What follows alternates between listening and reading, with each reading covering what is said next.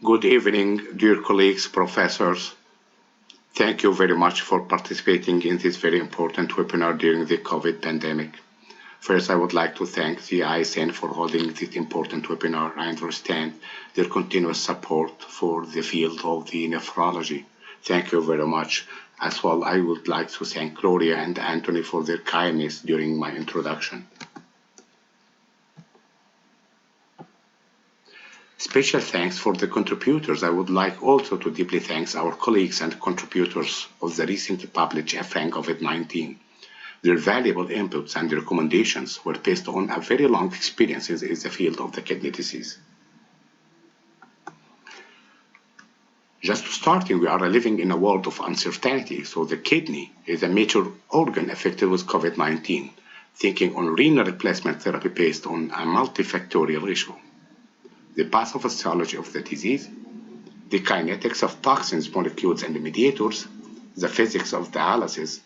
For sure, we need randomized controlled trials, but we don't have a lecture of time. So giving the best option now can probably save the life. So the agenda of this talk will be an introduction and the philosophy of dialysis, the safety of dialysis in critically ill patients, membranes of dialysis and its characteristics, patients on maintenance hemodialysis with accumulating risks for inflammation, patients with acute kidney injury, as well different techniques in hemodialysis with COVID-19 patients. In introduction, the worldwide outbreak of coronavirus disease has demonstrated that we are all part of the small world where the diffusion of contagious disease is inevitable, and its potential mechanism of kidney involvement in patients with COVID-19 are multifactorial, profoundly interconnected, and have important implications for extracorporeal therapy. So nephrology is back again for their role in ICU and on renal replacement therapy, and extracorporeal therapy have also been proposed as an approach to remove cytokines in the past. The rationale for use of this therapy is that cytokine removal could prevent cytokine releasing syndrome-induced organ damage and save the lives. Africa has long experience in dialysis, exceeding more than 50 years, knowing the knowledge-based hemodialysis kinetics modelings and researches over decades of the journey of dialysis. And in order to understand the pathophysiology of the disease and the philosophy of dialysis, we know that the pathophysiology with cytokine release and cytokine generation, equilibrium, as well elimination. So we put our philosophy of dialysis based on two main options here: the physics of the hemodialysis, membranes, CFF coefficient criteria, and it will be discussed in more details, as well as the safety of dialysis components.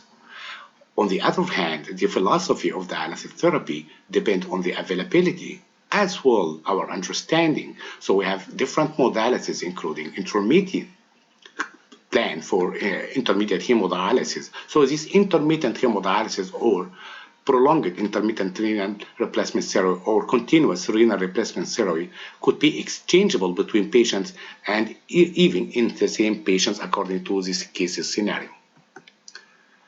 Organ crosstalks between the lungs, kidneys, gut, liver, and the heart, and these organ dysfunction syndromes has been at least in part related to sepsis-related syndrome induced by high level of circulating cytokines. So the question is, does renal replacement therapy can improve all or not?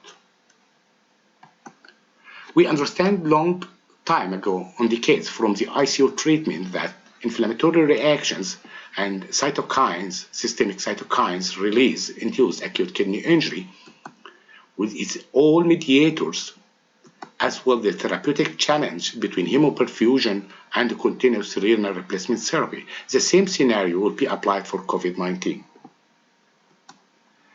We have different techniques using specific extracorporeal circuits and devices. Heart, lung, kidneys, and liver can be partially replaced or at least sustained during the severe phase of the syndrome. And this concept is known as extracorporeal organ support. Convection-based therapy are in particularly important for systemic inflammatory response syndrome, and this is the basics of renal replacement therapy in patients with COVID-19. Hemodialysis, what we must change in hemodialysis prescription after COVID-19 pandemic. Probably what was an optional should be a must, meaning that convection. And convection therapies and longer duration are the major players in the affected patient's therapy. So the process depends on no one size fit for all, and it depends on the availability of techniques. You can individualize your therapies using more permeable dialysis membrane. You can use intermittent hemodialysis, high flux dialysis, online hemodialysis and online hemodiafiltrations, offline hemodiafiltration. You can use expanded dialysis, removing more toxins, and you can use extended hemodialysis using CRRT therapy. Hemodialysis and COVID-19 patients needs more safety adequacy approach. We all understand that the effect of hemodialysis on organ stunning, thrombogenicity, and hemodialysis-induced inflammation. So be ready for the increasing needs, preparedness for all your resources. When you are looking for the low-income and middle-income countries for their dialysis facility, we are doing adequate dialysis, preparing patients to more burden with COVID-19. More resources are required. From our side, for the Egyptian Society of Nephrology Virtual Academy, we have addressed many of the group of the nephrology in Africa. We have subscribed more than 12,000 nephrologists through this group with Virtual Academy, online, all the field of nephrology talks. We also hold 6 hemodialysis international courses to more than 20 African countries with collaboration of the Egyptian Foreign Affairs. Many talks in English as well online translation for French for our colleagues. And now we have to think about the hemodialysis complication from our experiences. Cautions in dialysis session to avoid complications and ultrafiltration rate should be adjusted to maintain the maximum hemodynamic stability. Patients with COVID-19 are more vulnerable for hypercoagulation, has endothelial dysfunction, and dialysis can induce organ stunning and avoiding completely the hypotension. It's well known that organ stunning during dialysis is well-known phenomenon, and especially on patients on acute kidney injury who require renal replacement therapy, decreasing renal blood flow during dialysis. So attention please for these remarkable, potentially injurious for the organs during renal replacement therapy. The thrombogenicity during dialysis as well from contact activation of the blood to the dialysis membranes or extracorporeal circuit activating the complement, polymorph, platelets, and other cells. And these recruited cells, polymorph, platelets, and complement with extracorporeal contact can induce augmentation of thrombosis as well transfer to endothelial cells. And we know also that some of the uremic toxins like asymmetric dimethyl arginine is a potent inhibitor of nitric oxide. And this nitric oxide inhibitor will lead to more platelet aggregations, monocyte adhesions, smooth cell proliferation, superoxide radicals, and all are these complications well known during continuous therapy with a patient for long-standing maintenance hemodialysis. So avoiding such complications pre-COVID pandemic in dialysis patient will help to catch COVID-19 in more safest way. And we know that maintenance hemodialysis has chronic malnutrition inflammation complex syndrome, cytokines, accumulations, they have frailty as well as sarcopenia. So patients are very fragile, and if catched COVID-19, complication may be worsening. So choosing the best renal replacement therapy with COVID-19 patients depend on the hemodialysis adequacy and safety. And safety meaning that intradialytic hypotension, organ stunning, or endotoxin transfer from impurities of the circle or from the dialysate, and adequacy, you need to understand the time and permeability of the dialysis membrane. The targets and goal, first and of all, course, preventive strategies, avoiding dissemination by early detection. As well, the dialysis modality facility for maintenance hemodialysis, either on a stable patient like intermittent hemodialysis or SLED, or in critically ill patients like unstable acute kidney injury and maintenance hemodialysis who are in ICU. It's notable that hemodialysis membrane, not all high flux are equal, and it's identified by their receiving coefficient criteria, cutoff value, and albumin leak. And this is a graph of the commonest membranes available, starting from low flux to a high cutoff, ending by the plasma filter. And when you look to the molecular cutoff, it's a variable ending by the plasma filter, which is 2 million of the cutoff value. However, in COVID-19, we are interested in this field, which is superflux, medium cutoff, and high cutoff, and below the diagram of the albumin loss. So the extreme is medium cutoff, and superflux is the majority of requirement during the therapy of COVID-19 patients. And this is a typical graph for the receiving coefficient between the high cutoff, medium cutoff, and regular high flux membranes. So the best option is to have a dialysis membrane capability of removing cytokines, and to give enough time to remove, and to have the balance between the production of the cytokines and the removal rates. The difference between techniques between hemodiafiltrations and expanded or highly permeable hemodialysis depend on the theory of that HDX, or expanded hemodialysis, removal by high permeability alone, while in hemodiafiltration, removal by permeability and transmembrane pressure. So there is no mix between the two procedures or two modalities. So if you are using very high permeable dialysis membrane like medium cutoff or high cutoff, you cannot combine to hemodiafiltration or CRRT. Both of them are equivalent in results. So the AFRAN guidelines, it's a very comprehensive guideline to fit for all patient needs, and it's a multidisciplinary team who in need of nephrologists to guide. It includes all patients in nephrology, CKD, CKD5, AKI, all patients with kidney disease. As well, it includes renal transplantations. The guide is in accordance with all other international guidelines in the pandemic of COVID-19. Africa, 50 years of dialysis, challenge and progress, accommodating at least in the literatures 100 patients on maintenance hemodialysis per million population. And when you look to years of starting hemodialysis to treating patients with acute kidney injury or on poisoning, Egypt and South Africa was starting during the 1950s, later Kenya, Nigeria, Cote d'Ivoire, Ghana, and Tanzania. And on maintenance hemodialysis, as well, Egypt and South Africa started very early, followed by the same countries. Dialysis prescription in chronic hemodialysis patient with COVID-19.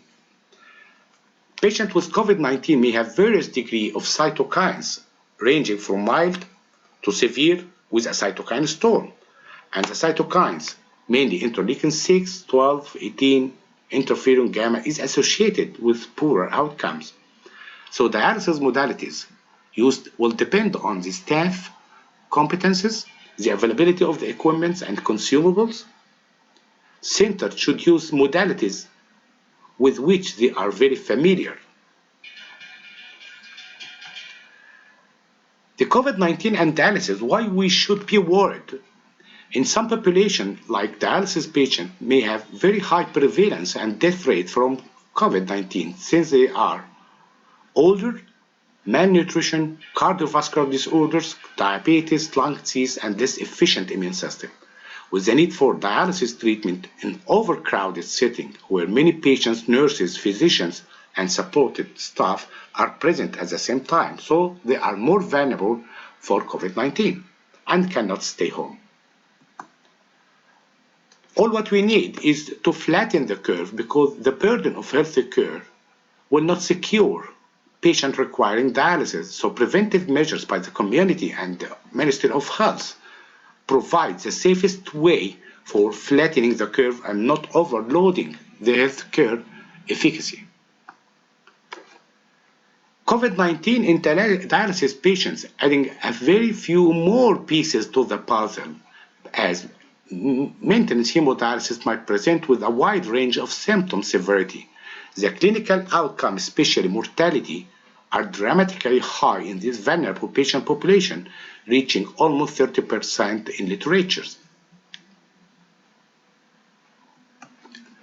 Hemodialysis management key in COVID-19 patients using high flux dialysis membrane, looking for myoglobin saving coefficient more than 0.5. Myoglobin molecular weight is 17 kilodalton, so it is exactly like interleukin 1, and it's a starting molecular weight of cytokines. And if you have a COVID-19 patients on regular or maintenance hemodialysis but stable, you can continue hemodialysis prescription or hemodiafiltration and monitor for fluids and symptoms.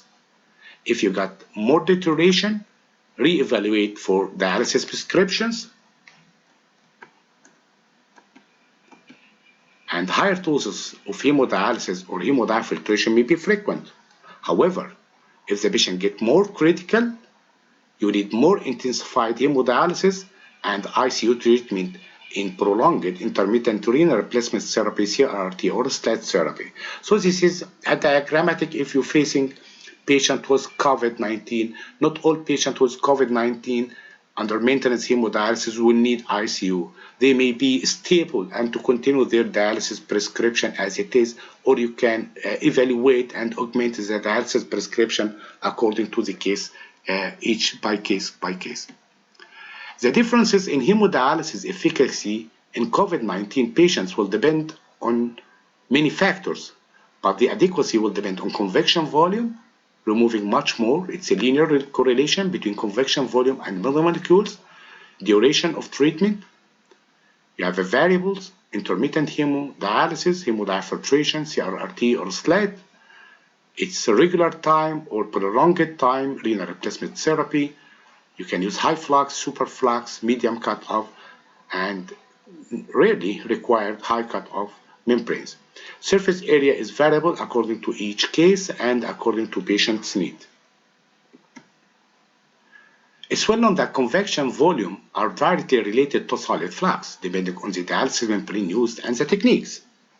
If you are using only high flux dialysis, it's called internal hemodiafiltrations, and the convection volume is between 4 and 8, depends on the filter. And low efficiency hemodiafiltration, like offline hemodiafiltration, is below 15 liters in post-dilutional mode. While high efficient hemodiafiltrations, meaning that more than 23 liters in post-dilutional mode.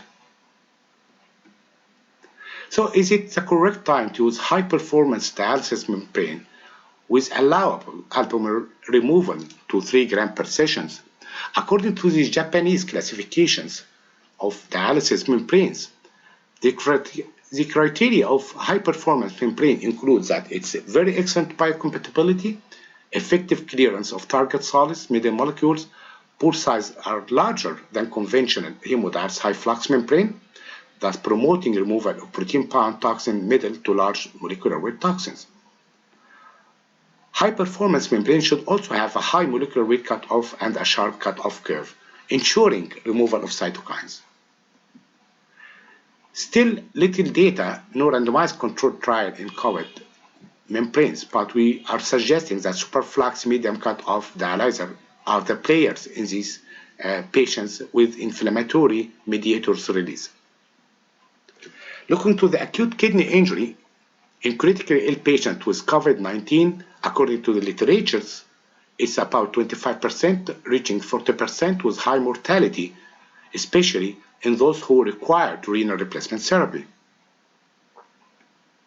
And according to the etiology or pathogenesis of acute kidney injury, which is not on the field of this talk, but in short, we have vascular consequence of SARS-CoV-19 induced coagulopathy, COVID-19, and cytokine evaluation that need renal replacement therapy, direct kidney invasion, as well induced by ICU. So nephrotoxic drugs should be also looked because modifications of the drug could be required. Hemodynamic instability and fluid restriction could be an additional causes of acute kidney injury. Dialysis with acute kidney injury depending largely on the availability of the modality and or trained personnel.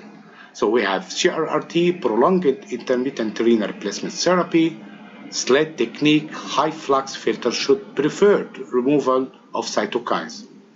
We have as well intermittent hemodialysis with high flux filter for stable patients and peritoneal dialysis when available with automated techniques is better than intermittent techniques without automated peritoneal dialysis system. Accumulating evidence suggests that a delayed renal replacement therapy initiation is safe. We can use loop diuretics, potassium chelators as well. If there is a lack of dialysis or ICU nurse, non-dialysis or non-ICU nurse may be recruited to monitor patients undergoing renal replacement therapy under the supervision of an ICU or dialysis nurse. For sure, PD in automated mode is preferred. Accumulating evidence of endothelial injury with COVID-19 is responsible apart for both kidney and lung. So dialysis modality with the safest way for the biocompatibility of the whole system is a must, avoiding impurities and other factors that may increase body response to extracorporeal circuit as mentioned before. The key message is the use of the continuous renal replacement therapy with specific adjustment and the possible use of cytokine removal strategy, ideally in patients with early signs of hyperinflammation. Checking the interleukin-6 could be additional mandatory field. The difference between before and after COVID-19 is that patients with COVID-19 may have hypercoagulable state, so makes difficulty in renal replacement therapy with continuous filter clotting and extracorporeal clotting, meaning loss of more than 250 milli blood per each change of the filter.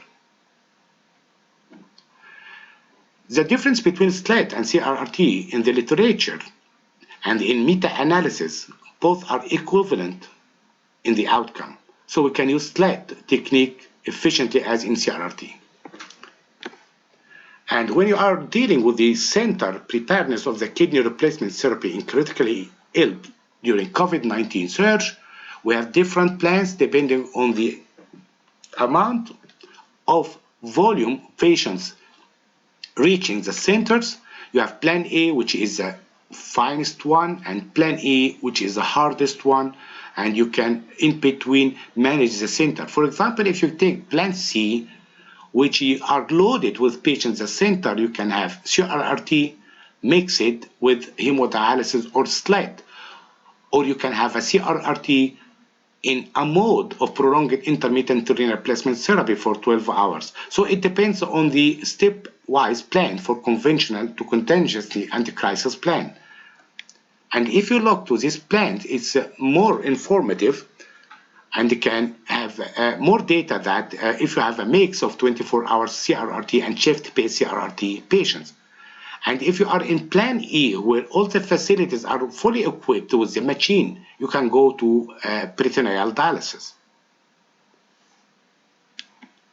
So renal replacement therapy with acute kidney injury patient limit of beneficial molecules removal. Renal replacement therapy does not remove tocilizumab, immunoglobulins, or convalescent plasma because it's a very bigger 150 kilodalton, which is more than the capacity of the dialysis membrane.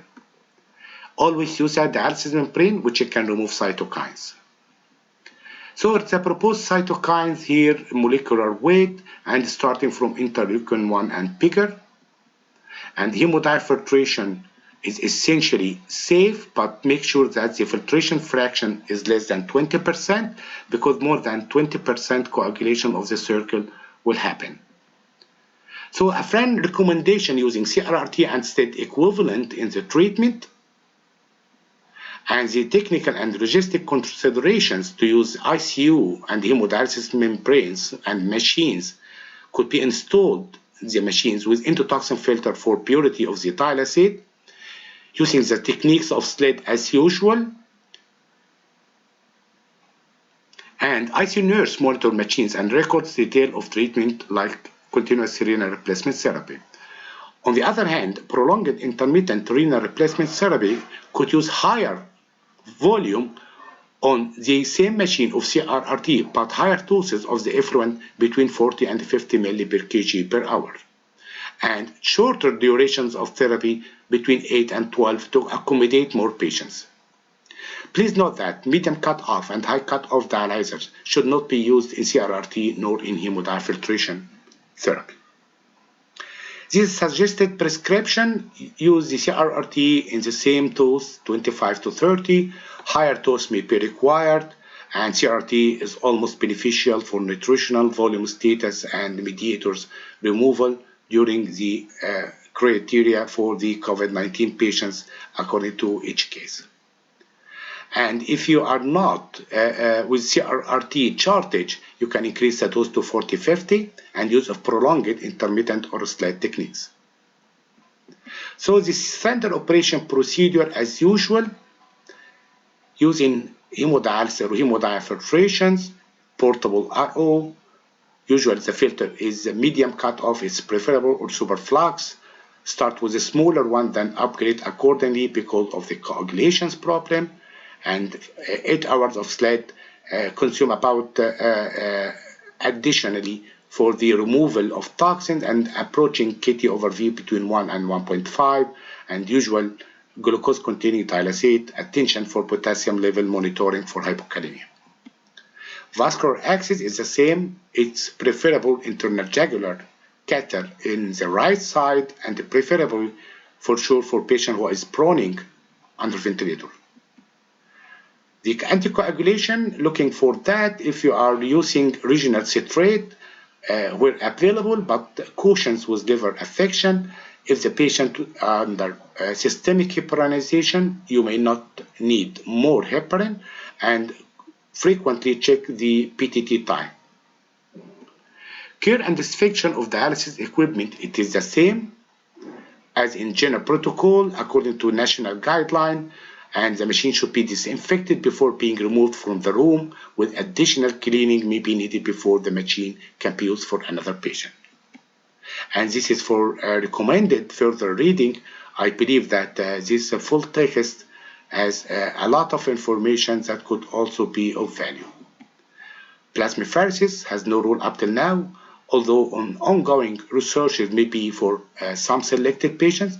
Notice that plasmapheresis will remove the antibodies against the COVID, and its case scenario, whether it is a cause or coincidence of Guerin-Pell syndrome, you may need plasmapheresis. So my take-home message is to do hemodialysis efficacy on maintenance hemodialysis before getting affected by COVID, by doing more adequate to partially not overloading his inflammatory conditions. Always prevent before you treat. Do your best way you are expert with. And thank you very much for your watching. Welcoming all questions.